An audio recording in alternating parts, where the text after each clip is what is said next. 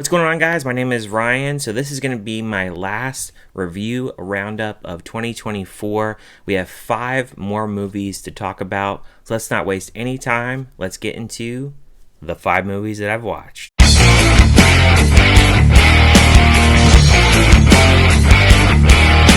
The first movie that I checked out is a movie that you guys may have not heard of. I did see a trailer once for this in the theater, and that film is called Small Things Like These. This film, it stars Cillian Murphy, and it's about in 1985 in which a coal merchant discovers a girl in a convent, and he's not sure exactly what to do. Now, this film, I will say that Cillian Murphy, I think that he's a pretty good actor, and I think for what he's really given, which is not a lot in this movie, I do think he does a good job. For me, there was a lot of different stories really going in here that is very surface level that they show us on screen, but don't really dive into really any of the stories enough. In the beginning scene, you have Cillian Murphy who is interacting with this little boy, and we really don't get too much into kind of how that scene is significant. We see flashbacks of when he was a younger child and kind of the demise of his mother. We don't really dive too much into that. We see that he is a coal worker who really loves his family. So we get flashbacks into his past life and then also the present as to what he's dealing with. We have the life of this girl, Sarah, which we don't really dive into at all. And then we also have the abuse that is going on in the church, which we don't really dive into either. So to me, this movie is painfully slow. It really takes a long time to even get into the convent type of setting that this movie is supposedly supposed to be. It takes about a good 50 minutes. The movie is an hour and a half. And I feel like the conflict that is going on, we never really dive into too much. I know that this film has to do with women's rights. I'm all for that. But I just feel like the movie just doesn't do enough to really dive too much into that, have too much of messaging. Like, it feels like everything here from story perspectives, they're blended into one, but they don't do a really good job of fleshing any one story out, and everything is just so surface level. So it becomes a bore to watch, and that's why I can only give a score of 2 out of 5 out of this one, because man, I really wanted to like this movie, but the problem is it just doesn't capitalize on any one story. And it's really tough to get through. So 2 out of 5 is all I can give it. I checked out an A24 film called A Different Man, which stars Sebastian Stan and was directed by Aaron Schimberg, which I've never seen any of his previous works. It's about a man named Edward who has a facial deformity, and he lives in this apartment alone. His apartment is just really crappy. There's holes in the wall. He starts to strike up a relationship with this woman next door to him, and he's also an aspiring actor as well. He goes under a facial reconstruction in which his face is to a normal guy, in which he turns into Sebastian Stan, and apparently this is a real deformity. And later on, it flashes into a play that the girl that he was hanging out with and really crushing on, she is running this play, and he is going to take part in the character that he was before he turned into Sebastian Stan. But then he has another guy that comes in and takes over this role, and he has also the same condition as he does. And then that's when like the friction really starts to occur. I actually did like this movie. At first, I was kind of mixed on it. I would give a score of it a 3 out of 5, but I feel like with this movie, it has a lot to really say in which how we perceive people, in how their looks are. We really perceive them in a way of their attractive nature, and how that's kind of how we identify if we like someone, so to speak. But also, it really goes into the fact that even with someone that did have that deformity, you can turn into something that people would like, but you can also really fall. So it kind of goes from the rise and fall of somebody who starts to become successful, in which Sebastian Stan, he does become successful in this movie, but he also has those downfalls as well. Some of the tone inconsistencies were a little bit of a problem for me, which is why I only gave it a 3 out of 5, because I felt like it wasn't an excellent movie all around, but I feel like there was a lot of good messaging, and I feel like even though there are certain things that I wasn't really crazy about, it did keep me intrigued and just to keep wanting to watch this movie, because there was quite a bit going on, and I felt like performance-wise Sebastian Stan did a pretty good job. The ending is not the greatest. I feel like it rushed a little bit through that third act, because there's a certain scene in which he actually gets in trouble, I'll say, and I'll leave it at that, and then it just kind of flashes forward to years later. And I don't really want to go too much into like the final act as to what happens, but I just felt like by the time it actually ended, it was kind of open-ended to a point, but it also showed just even though you could be successful, you could still lose out on certain things in life as well. So I thought it had some pretty good messaging. It was a little bit mixed, a little bit bumpy ride in certain aspects, but 3 out of 5 is what I would give it. Next up is a movie called F, Marry, Kill. Now this stars Lucy Hale and was directed by Laura Murphy, which I've never seen any of her previous works, and it's about a girl named Eva who starts to go back into the dating world. She's on this dating app during her 30th birthday. Her friends are pushing her to actually do this.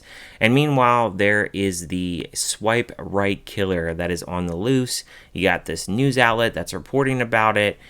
And so it's mainly a romantic movie, kind of swiped in with a slasher, in which it's not a good slasher portion of a movie. It is terrible. Lucy Hale, unfortunately, she just always finds herself in these really bad movies. It's very rare that she just gets into anything any good. I think her acting here is fine, but I didn't really get into the story all that much. It was very boring to me. I felt like she just kind of was going through most of the motions of trying to date these different guys. She's hooking up with a couple of different guys, and that's really like most of the movie. The slasher portion is pretty much in the background, and we really don't get too much reveal on that until about the last 15-20 minutes of the movie. It's really not that good. It's not a bloody movie, so I really wouldn't even classify this as a horror movie. I would consider this to be kind of like a drama, romantic movie with just like a touch of like comedy and maybe like little sprinkle of slasher horror, but it was not good. It's definitely not worth your time. Some of the dialogue is absolutely terrible. I didn't like the characters whatsoever. It did keep me guessing a little bit as to who the killer actually was, but even the twist and the reveal, I didn't really think it was all that great. I just thought it was stupid, and I was honestly just ready for the movie to actually end. I do believe this is actually delayed. I did get an early screener to check it out. I think it's supposed to come out in like March 2025. I'm going to count it as a 2024 movie, but I would say don't even waste your time with this, because it's a disaster of a movie. If you normally don't like her movies, just think of a movie like Fantasy Island, Truth or Dare. That tells you right there in her filmography that she just doesn't get herself into good movies. It's unfortunate because I think she's a pretty decent actress, but again, this movie just sucks. Don't waste your time. Continuing on with some more bad movies, with F, Marry, Kill getting a 1 out of 5. Now we have Nightbtch. Now this came out actually in the beginning of the month. It was super limited in theaters. It stars Amy Adams, and it's about her being this stay-at-home mom with her child, and her husband goes out and works, played by Scoot McNairy. And basically, majority of the movie is her just hanging out with this kid, showing the struggles that she has. She's kind of moody, and she also thinks that she's a dog. Now, when I first saw the trailer for this, I was thinking, okay, this could be really funny, comedy-like, and her turning into a dog, that sounds really funny. It seems like they could really have a lot of fun with this, ham it up. And this movie, it really doesn't go a lot into the dog portion. Now, there are certain things that kind of show the traits of her being a dog. Like there'll be a scene where she's at a grocery store and she's acting like she's eating out of a dog bowl. A certain point where she seems like she's growing fur. And it seems like it's more so in her head, obviously, than her actually being turned into a dog. But then we also see her struggles and how she can be kind of bitchy towards her husband. Portions where she really just wants her own kind of time to herself. And then when like her husband's home, she wants that help and she gets really moody with him. So you have kind of like that portion. It's kind of depressing, just like how her life is. Like I understand from a woman's perspective, like always being home alone, taking care of the kid, the husband's out doing the work. It seems like you have the life, like having the kid there, but it can get kind of lonely. And I understand from her perspective because she's not getting like a lot of adult time. And when she does, she's going out to like the library doing these book babies, is what they call it. And she'll like talk to those moms a little bit and stuff like that. But she really just doesn't get a lot of time to really mingle with anybody else, and so she's always stuck at home. So like majority of the movie is her just at home being miserable, and just kind of like the dog portion is just kind of thrown in there. I don't really think they capitalize it on too much. I didn't really think it was all that great of a movie.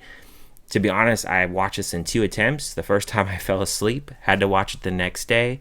It is on Hulu right now, but I wouldn't give it more than about a 1.5 out of 5. It just wasn't very good. I'm not saying that the performance by Amy Adams was bad by any means, but the movie just didn't work for me at all. I felt like tonally it was all over the place. It couldn't really pick if it was going to be like horror or thriller or comedy or just drama. Like it was kind of a mix of them all, and I just didn't really think narratively it was all that great. So I can't recommend this at all, but it is on Hulu for free if you want to check it out. And the last movie that I checked out was Monster Summer, which is directed by David Henry, which I see that he's done one other movie, which I've never heard of it. I did see that he was an actor in Wizards of Waverly Place, which I never really watched that growing up.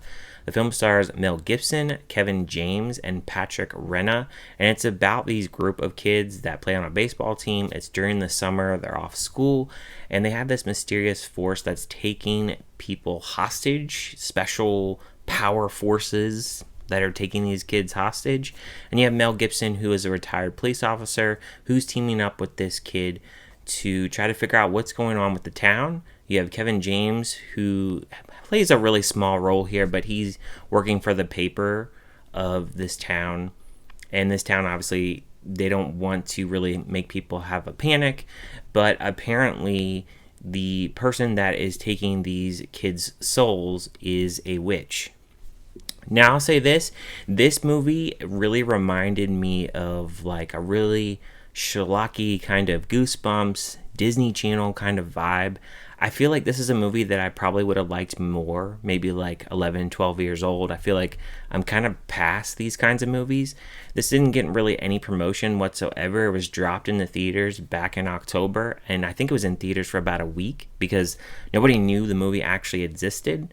I think it's kind of weird that Mel Gibson needed to be casted in this role because I felt like they could have gotten anybody for this role. I didn't feel like he really needed to be in this role to really make this role really shine. There is a little bit of resemblance with him and this younger kid who he's going on this investigation with. The younger kid, he lost his dad when he was younger. And then Mel Gibson, he is divorced. He is known for, apparently he has these rumors where people think that he killed his family, but he's just a grumpy old man in which his wife divorced him. And apparently he lost his kid early on when the kid was 5 years old, in which this motorcyclist kidnapped the kid while he was changing a tire.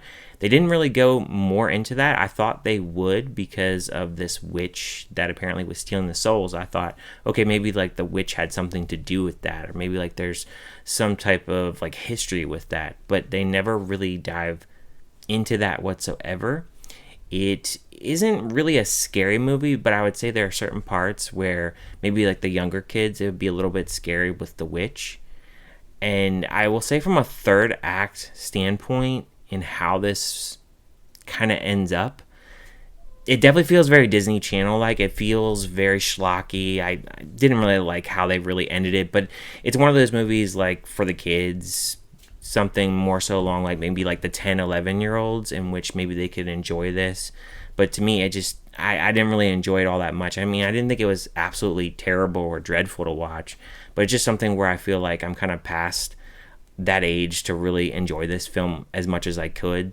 So I would only give it like a 2 out of 5 at best. And I also think too that there are certain circumstances, like there's this one character that they throw in there that I did like that portion of what they were trying to do with the kid and him trying to be like this news reporter. I like that portion. But then like the actual person who is behind this witch, the character is like a random character and it made me laugh, but also like what the witch can actually do. It definitely felt like it was a ripoff of something on the Disney Channel. The vibe of the movie, especially with like the soundtrack, reminded me of like a Stranger Things kind of vibe, which again I feel like we're kind of past that at this point. Like we've seen enough of that. We've seen it in It as well. Like you have like the kids riding around the neighborhood with the bikes. Again, this movie kind of felt like that as well. I feel like we're kind of overdoing that at this point. So I just felt like there were things that they borrowed from many other like shows and past things and threw this into a movie and was like, oh yeah, people are going to really love this, but nobody saw it, had no promotion. Now it's on VOD, and to me, it's just a mediocre movie, and just the ending is just kind of laughable to me. So I can't say that I hated it, but it really wasn't all that great. So 2 out of 5 is all I can give this movie. I do want to hear from you guys. What do you guys think about any of these movies? If you've seen them, if you haven't, are you going to check them out? Leave any and all comments down below, and I will see you guys next year.